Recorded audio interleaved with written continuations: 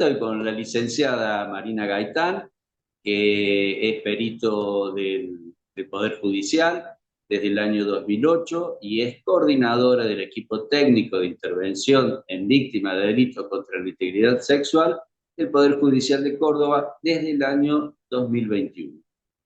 Así que buenas tardes, Marina. Buenas tardes. Hoy nos convoca un tema que es el abuso sexual. No lo vamos a ver desde la perspectiva clínica, sino desde tu expertise, que es la parte judicial. Pero bueno, es un tema que ocurre mucho más frecuentemente de lo que quisiéramos y por eso esta convocatoria creo que tu aporte nos va a ayudar a clarificar una parte del tema. Eh, ¿Qué se entiende desde el Poder Judicial por abuso sexual infantil?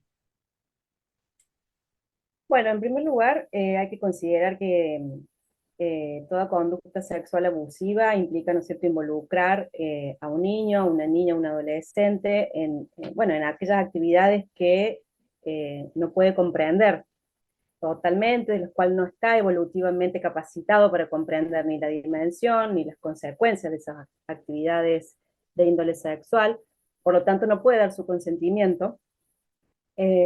Por lo cual tampoco está evolutivamente maduro para comprender el significado, ¿no es cierto?, de esa actividad sexual, y por supuesto aquellas conductas que transgreden las normas sociales, que bueno, que serían lo que es el Código Penal argentino, en el cual se transgreden, ¿no es cierto?, y se califican como un delito.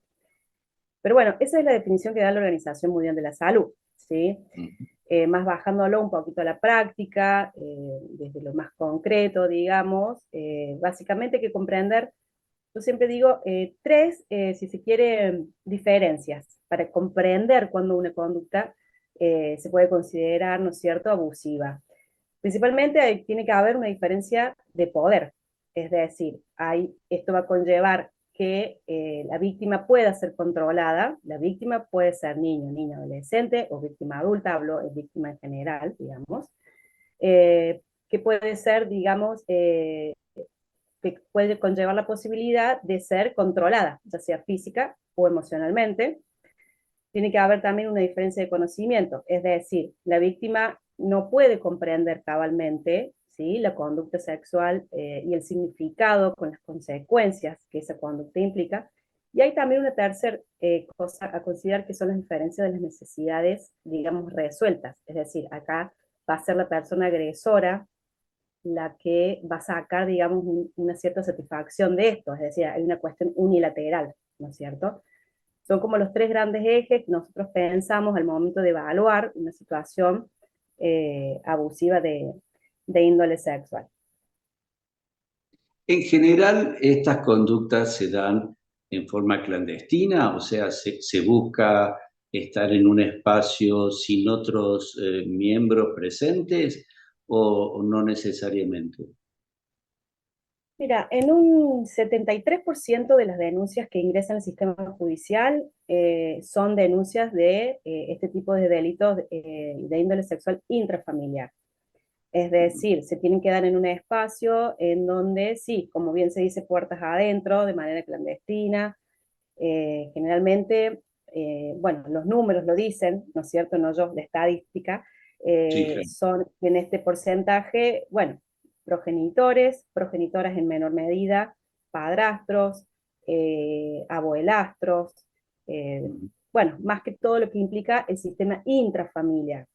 El resto, que sería un 23%, se da más en situaciones, más si se quiere, o más ocasionales, como situaciones de vía pública o ante situaciones de robo, pero sí es cierto que el gran número se da en esta clandestinidad, en el sentido de que no hay testigos visibles, o sea, no es un delito que nosotros podamos conseguir, por así decir, la posibilidad de otro aporte externo a la víctima, en esto de, ¿no es cierto?, que también permite la progresividad y el mantenimiento de las conductas, ¿no es cierto?, porque es como sin esta posibilidad de que haya testigos. Entonces, cobra gran importancia por eso para nosotros en el sistema judicial, lo que la víctima nos puede aportar desde lo que pueda y como pueda, ¿no es cierto? Es decir, el relato que ella pueda hacer o él pueda hacer al momento de, bueno, de escucharlo, desde sea desde el momento de la denuncia, desde el momento de hacer la testimonial, en caso de ser menores de 16 años, o en el mismo proceso pericial. En general, digo esto porque uno escucha y lo que lee tiene que ver con que el abusador coacciona a la víctima de no se lo digas a nadie, esto tiene que ver entre nosotros, o le da alguna simbología de confianza falsa, obviamente, entre la persona de mayor poder con la persona de Sí. menor poder. Sí, y eso Eh, también, esa confianza depositada, ¿no es cierto?, en alguien que es cercano, que debería cuidar, digamos, en el cual los niños o niñas depositan esa confianza, tiene como, nosotros consideramos que el impacto en el psiquismo, cuando la persona denunciada, ¿no es cierto?, es alguien intrafamiliar, cercano, no necesariamente de consanguinidad, puede ser afectivamente cercano, ¿no es cierto?, viviente. Eso es como el mayor impacto en el psiquismo. ¿Por qué? Porque hablamos de traición ahí, ¿no es cierto? Entonces, está esto de, pero ¿cómo si yo, alguien que me tiene que yo deposito mi confianza, que me tiene que cuidar, que tiene que velar por mí, ¿sí? En cualquier rol que ejerza, ¿sí? No hablo solamente de padre, madre, sino en cualquier rol que ejerza cercano, ¿sí? A ese niño o a esa niña, genera esto, ¿no? Traición. Y es lo que posteriormente, en un futuro, posiblemente, se asocia a una sintomatología en esto, bueno, de la desconfianza a las vinculaciones profundas, ¿no es cierto? Entonces, es como el mayor impacto de secuelar, que nosotros decimos, la traición, cuando el denunciado o denunciada es del ámbito, ¿no es cierto?, intrafamiliar a la víctima. Bien, bueno, ¿cuáles son las señales que uno puede observar de alarma, digamos, dentro del contexto cuando vemos un niño, una niña, un adolescente que es víctima de abuso? ¿Qué podemos observar así a grandes rasgos? En realidad lo que hay que primero tener en cuenta es que hay como específico de alarma, ¿sí? Vamos a hablar así de específico e inespecífico. Lo Bien, específico de situaciones de abusivos de índole sexual es la revisación médica, es decir, es el diagnóstico médico, ¿no es cierto? Vamos a hablar de lesiones en todo lo que es la genitalidad, las enfermedades de transmisión sexual, los embarazos, por supuesto. Es decir, en donde nosotros tengamos algún otro tipo de chequeo, como decimos nosotros, de alguna lesión médica. Y lo que también conlleva es una posibilidad también de un relato, ¿sí? Eso sería como lo específico, si se quiere. El relato, por supuesto, va a depender del momento evolutivo de la persona, del niño o la niña adolescente, su posibilidad de poner en palabras lo que le ha sucedido, ¿no es cierto? Acorde a su nivel evolutivo, su nivel de vocabulario, el lenguaje, ¿sí? Recordar también que nosotros, los psicólogos forenses, no nos valemos solamente, y esto es importante, Marcelo, si me dejas aclararlo, no nos valemos solamente de la posibilidad de que una víctima pueda relatar. Nosotros en los procesos periciales tenemos otros elementos también, de lo cual nosotros podemos informar al fiscal o al juez que esté investigando si esa denuncia, acerca de que la posibilidad de que encontrar o pesquisar elementos traumáticos de índole sexual en el psiquismo existan o no, ¿sí? Porque por ahí es como muy del imaginario social de, bueno, si no puede contar, no le van a creer o no van a poder avanzar. Bueno, esto no es así. Nosotros no. somos conscientes de que hay esas limitaciones que uno siempre no puede, o se le puede resultar dificultoso poner en palabras algo que, bueno, evidentemente puede impactarnos y de hecho impacta y acompaña un montón de síntomas que nosotros ahí mismo en esos procesos periciales o de testimoniales podemos advertir.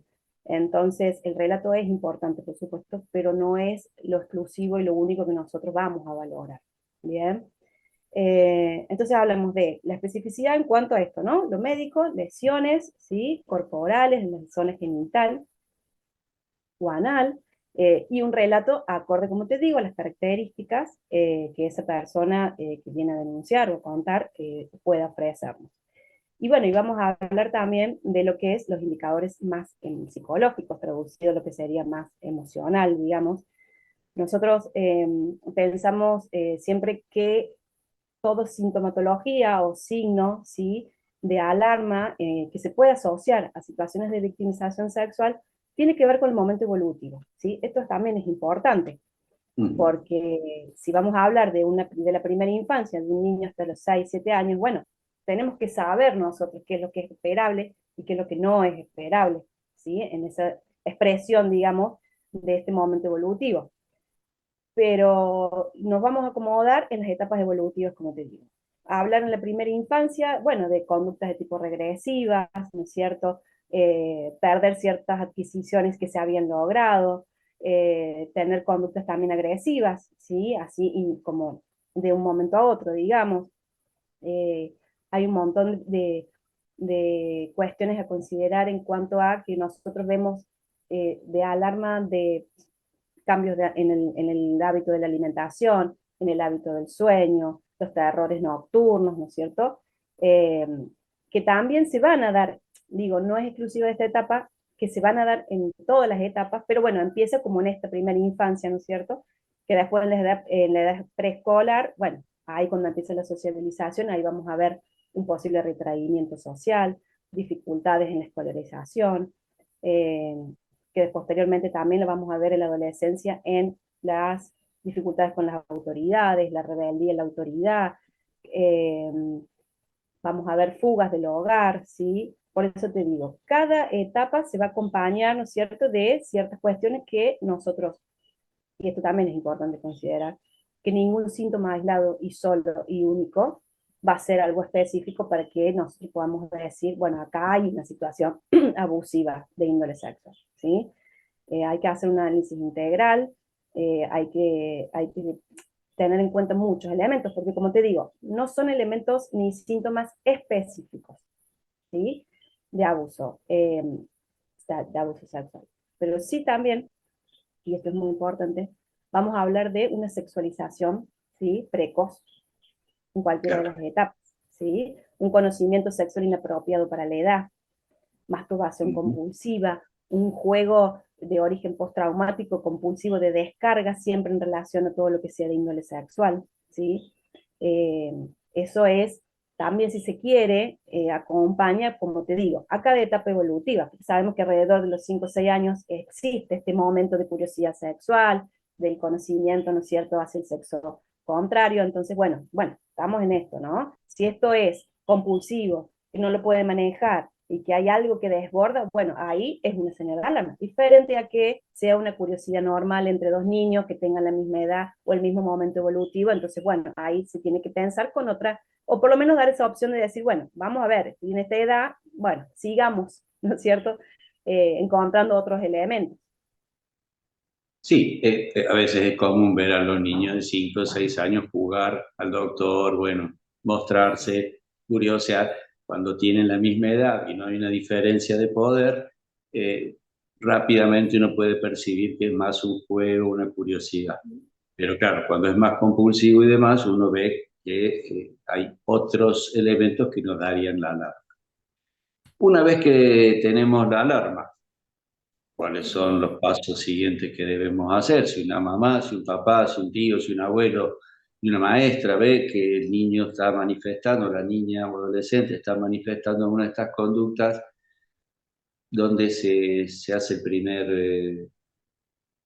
primer paso, digamos, ¿no? Sí, en realidad, el primer paso al escuchar o al sospechar, ¿sí? Porque por ahí podemos tener revelamientos espontáneos en cualquier espacio, ¿sí? Ya sea en la escuela, en el mismo consultorio. Entonces, el primer paso es escuchar, no preguntar, no repreguntar, ¿sí? Eh, no intentar como validar Indagar. de alguna forma o chequear eso, ¿no es cierto?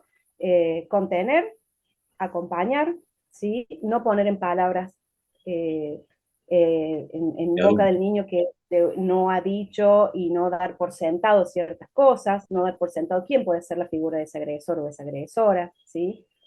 Eh, nosotros en el espacio forense nos valemos mucho, ¿no es cierto?, de todas estas, digamos, develamientos espontáneos en los espacios de consulta clínica, porque cuando están bien hechos, entre comillas, cuando solamente se limita a transcribir espontáneamente lo que el niño dice, nosotros nos sirve eso. Distinto es que empiecen a preguntar, repreguntar, porque por ahí, por supuesto sin intención y sin ánimos de ofender a nadie, ¿no? Pero se puede, ¿no es cierto?, confundir eso y a nosotros nos sirve más algo no tan contaminado, si se quiere, ¿no es cierto?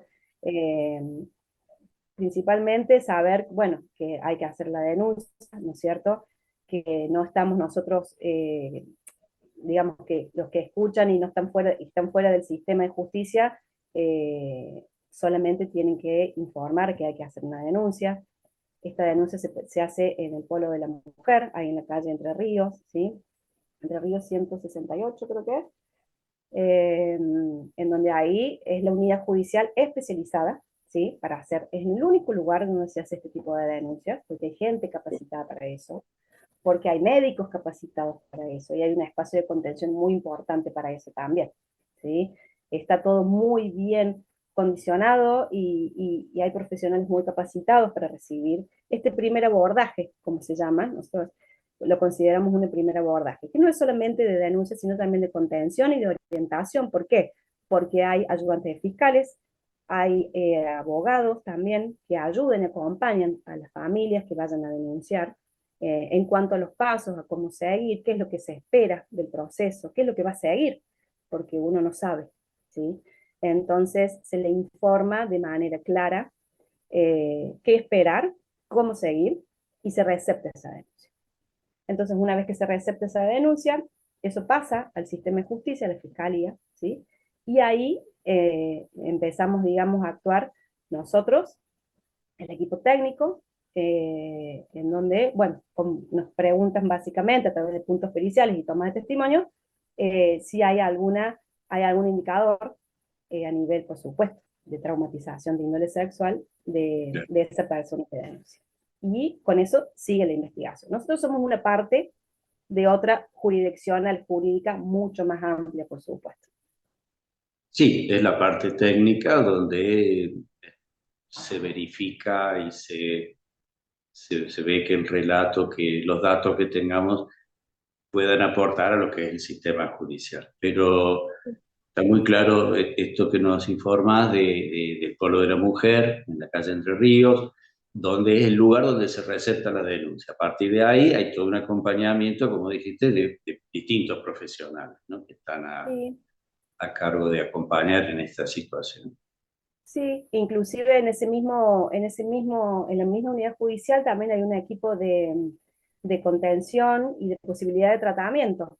También se Ah, hace tratamiento, que es como se llama la Casa de la Mujer, que hay muchas, hacen terapia de grupo ah, con víctimas de delitos de integridad sexual, que también son colegas muy profesionales y capacitados en la temática, porque, bueno, es como eh, al receptar toda esta primera instancia, digamos, da la posibilidad de continuar si se quiere, a veces con el mismo profesional o en el mismo lugar, ¿no es cierto? Y es algo, digamos, de la provincia, entonces eso también ayuda. Si bien es cierto que están dilatados los turnos, y eso no lo voy a negar, y hay que decirlo, pero existe. este tipo de abusos, los abusos sexuales en general requieren una atención de colegas que estén capacitados en el tema y no, en general, cualquier profesional que le puede poner mucha buena onda, pero que a veces es... y lo grupal, el hecho de encontrarnos con otras familias que también hayan atravesado una situación similar, hace también de contención y de ayuda en estas situaciones de vida. Bueno, Marina, muy claro todo, fue de gran ayuda. ¿Querés aportar alguna otra cosa más? No, bueno, agradecerte esta posibilidad, porque también nos ayuda a nosotros desde la justicia a saber, digamos, y a conocer bueno, qué es lo que nosotros también valoramos, que no somos, eh, digamos, estancos, aislados de todos estos procesos, que como te digo, también es importante para nosotros la colaboración y el acompañamiento y la ayuda también de los colegas en donde ellos pueden haber recibido algún tipo de revelación, de develación de las situaciones. Y bueno, y considerar esto, ¿no? Que es importante comprender y tratar de conceptualizar esto como algo integral, como que nada, ninguna conducta aislada por sí misma va a determinar la situación abusiva o no. Y bueno, y esto, que los que tienen esta posibilidad, ¿no es cierto?, de hablar de abuso sexual, como es un delito, es la justicia.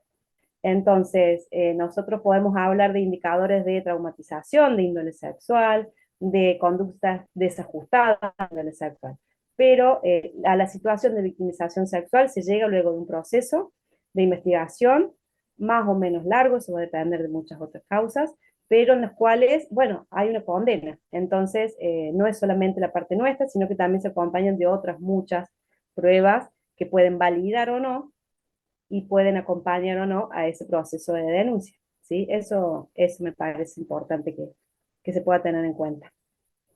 Muy bien, sobre todo entender que la justicia está para cuidar a las víctimas de esta situación.